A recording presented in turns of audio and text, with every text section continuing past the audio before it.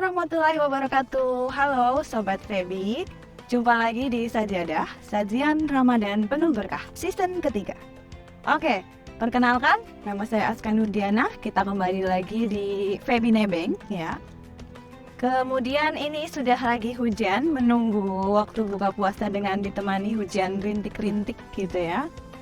Dan ditemani pula satu narasumber yang ganteng ya, dosen populer di Febi ya. Oke, tak lain tak bukan adalah Bapak Mahardika Cipta Raharja. Pak, gimana kabarnya Pak? Alhamdulillah sehat. Oke, puasa lancar. Alhamdulillah sampai hari ini masih diberi kekuatan. Semoga semua Sobat Febi juga lancar ya puasanya, bisa ibadah penuh sebulan ya. Amin. Oke, sibuk apa nih Pak Mahardika? Sibuk ya? Ya sibuk macam-macam Mbak Aska. Wow, macam-macamnya berapa banyak ya Pak? Yang jelas sibuk di fakultas, kayak Mbak Aska pasti kan? Sibuk ngajar. Bimbing belum ya Mbak Aska ya? Sudah bimbing. Terus satu paling di LPPM, di Pusat Kajian Halal. Wow, Ya. sekarang di halal juga Pak. Oh iya, Lagi sudah. ada isu-isu apa nih Pak tentang di industri halal? Isu apa nih? Isu gosip apa isu beneran? Wow, jangan gosip ya, Nggak digosip boleh. makin sip nanti puasa. Wow, pahalanya bocor. Ya, tentang aktivitas mungkin ya, yang lagi concern gitu ya. Di Iya. Halal Center, yang paling utama kita ya fokus mendukung ya kebijakan pemerintah itu loh Mbak Aska.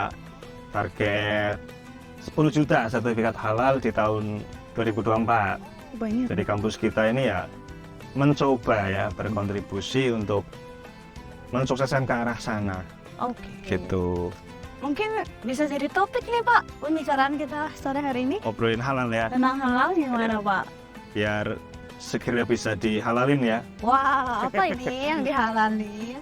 Ya produk makanan Oh, olahan gitu ya. Oke, boleh ya Sobat Febi.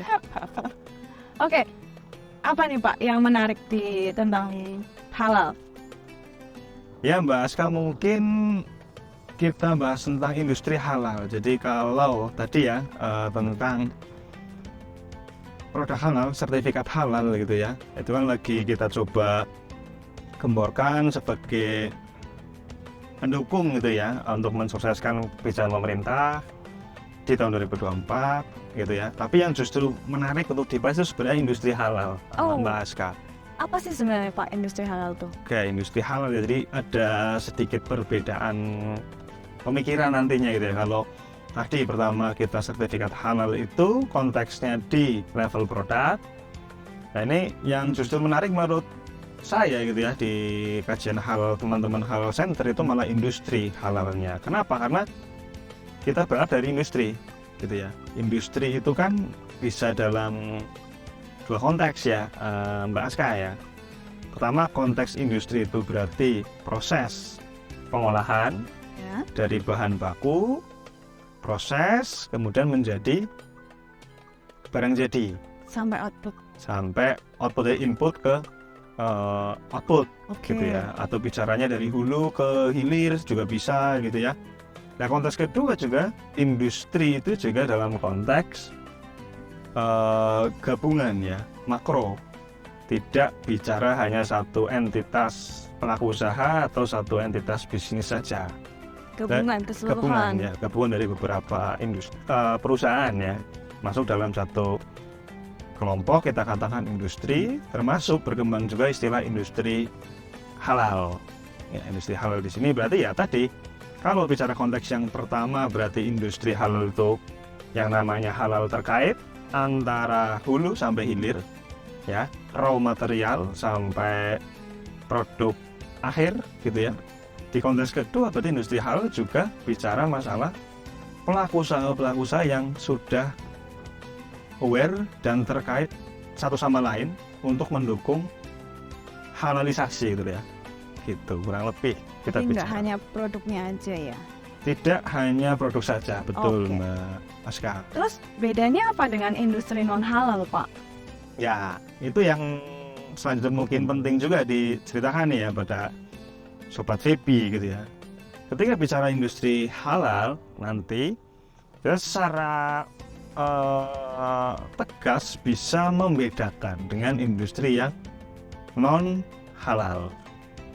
Apa bedanya tinggal itu kan ya? Iya, bedanya apa ya? Bedanya jelas, satu bersertifikat satu enggak gitu ya. Iya betul sih Pak. Jadi kalau bicara industri halal gitu ya, karena tadi ya dari hulu ke hilir dipastikan halal. Halal itu sekarang konteksnya buktinya sertifikat halal, label halal ya.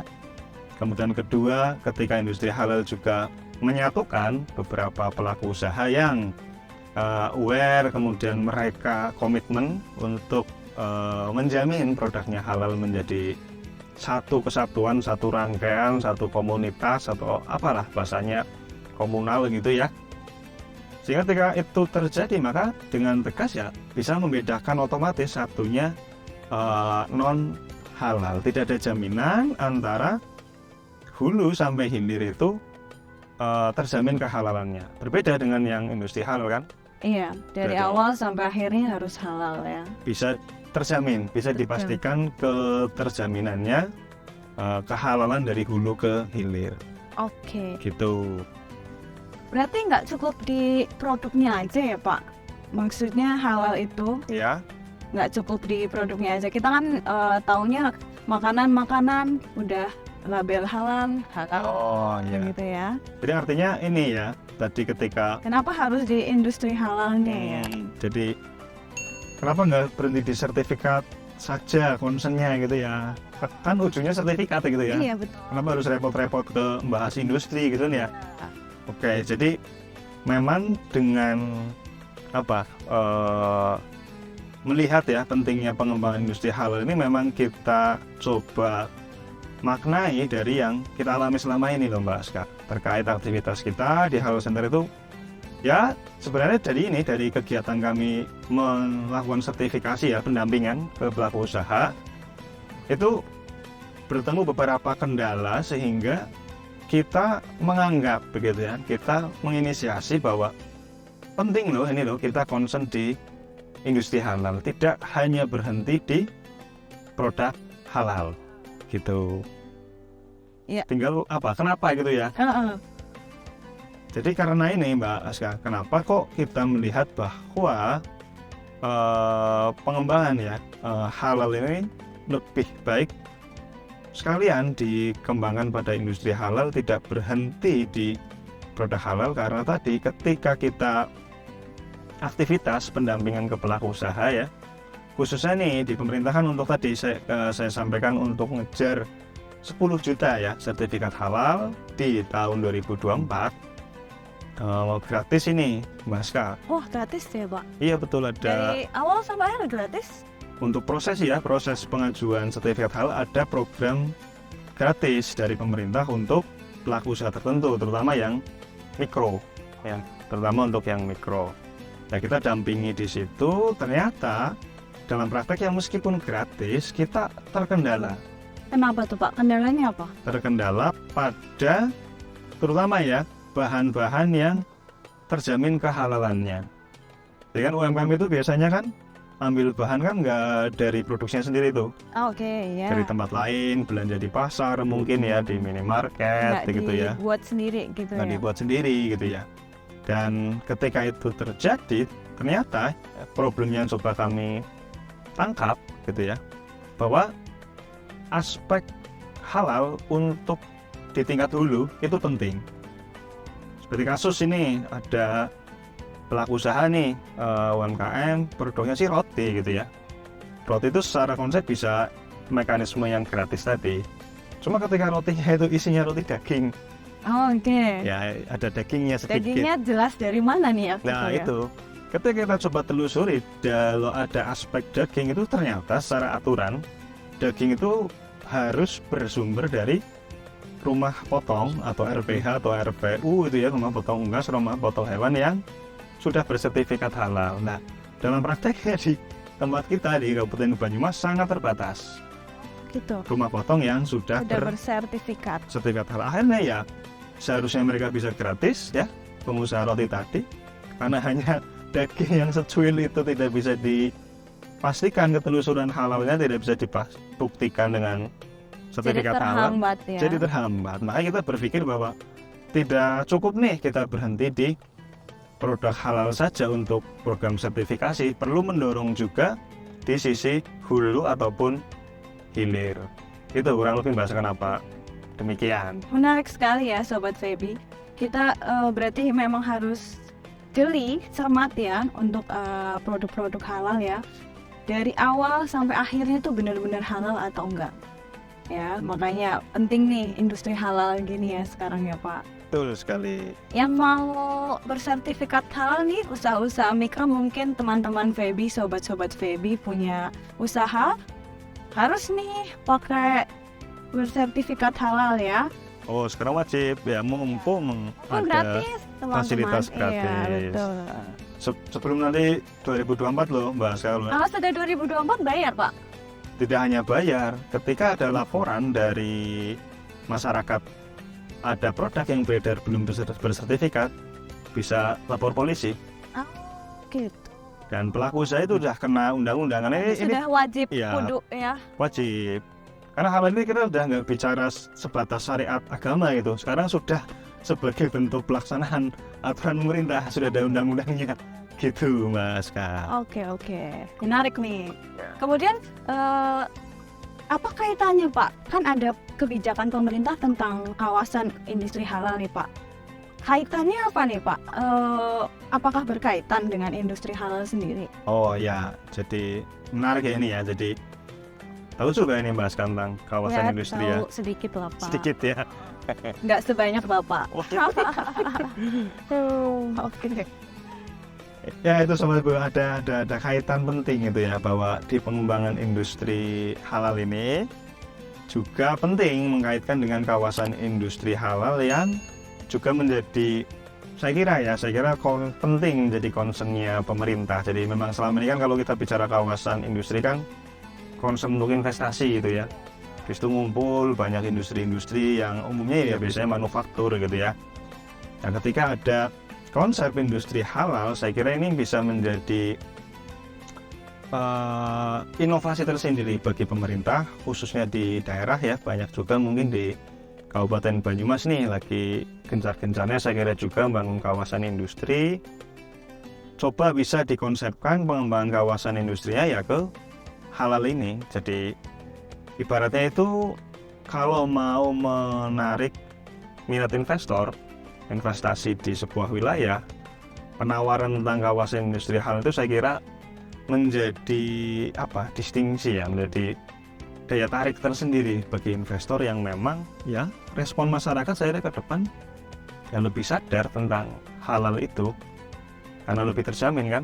Iya, mungkin juga perkembangan masyarakat sekarang lebih tertarik, lebih berminat dengan produk-produk atau bahan-bahan yang memang sudah halal ya Pak. Ya, ada jaminan. Iya, ya, karena ada jaminan. terjamin ya. Betul sekali Mbak Skar. Terus pentingnya apa nih Pak buat kita bahas ekonomi ya Pak? Buat berat deh. ekosistem ekonomi sendiri buat tentang industri halal ini gimana Pak? Ekosistem. Iya. Kayak ekosistem ya, terutama mungkin kita di VBC ini ya. Boleh. Ekosistem ekonomi syariah seperti itu ya. Ya, jadi yang namanya pengembangan pertama tadi ya produk halal, kemudian berkembang ya menjadi industri halal, ini bukan berdiri sendiri gitu ya, bukan parsial, tapi sebenarnya ini ya bagian dalam pengembangan ekosistem ekonomi syariah yang ada di Indonesia.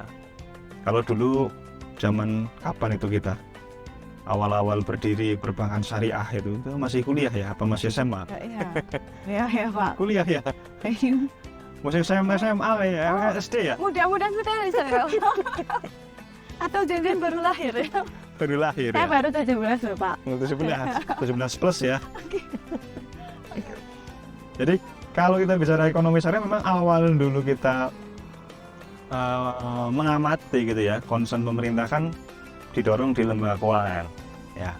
Ketika lembaga keuangan itu sudah ada, ternyata kok belum optimal gitu ya. Ya, perkembangan antara misalnya kita bicara bank syariah versus bank konven secara ekonomi ya, secara bisnis itu kan pergerakannya belum bisa sesignifikan bank konven gitu ya. Ya, ada kebijakan untuk upaya ya mensukseskan ekonomi syariah itu ya salah satunya ini dengan mengembangkan dari sektor real. Apa itu dengan jaminan di produk halal. Nah, produk halal ini biar berkembang gimana ya dari hulu ke hilir, bicara industri gitu ya.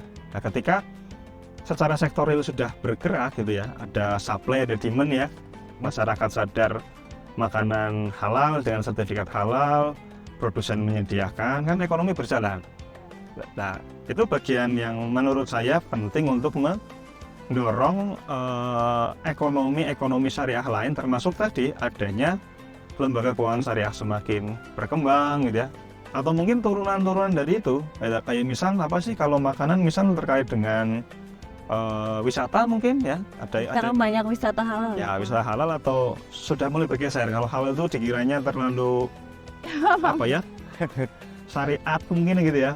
Mungkin sekarang lebih bahasa itu wisata ramah muslim istilahnya, kayaknya gitu. Jadi gitu, pentingnya industri halal di sektor ini ya, makanan dan minuman ini sebenarnya menjadi bagian untuk pengembangan sektor real yang nanti ujungnya secara makro gitu ya, harapannya ya ekosistem ekonomi syariah bisa berkembang gitu. Ya, menarik sekali ya perbincangan kita pada sore hari ini yang sambil menunggu buka puasa ya. Oke. Terima kasih Bapak Mahardika, tujuan kita sudah sampai di depan nih. Beli ini ya untuk berbuka puasa ya. Iya, kita beli takjil dulu Pak. Takjil. Oke, Kita sama-sama Mbak Aska, terima kasih juga. Bapak Mahardika atas waktunya, atas sharingnya. Kita ketemu lagi di episode selanjutnya. Oke, insya Allah semoga juga Sobat VP ya bermanfaat informasi yang saya sampaikan, dan mohon maaf juga ya atas segala kekurangan dalam penyampaiannya. Sama-sama Pak, saya juga mohon maaf ya kalau ada salah-salah kata. Oke, kita ketemu lagi di next episode ya Sobat Febi. Begitu ya Sobat Febi, perbincangan kita pada sore hari ini. Selamat menunggu buka puasa. Jangan lupa saksikan terus tayangan Sajadah season 3 ini. Jangan lupa juga like, comment, and subscribe ya channel YouTube Febi ya.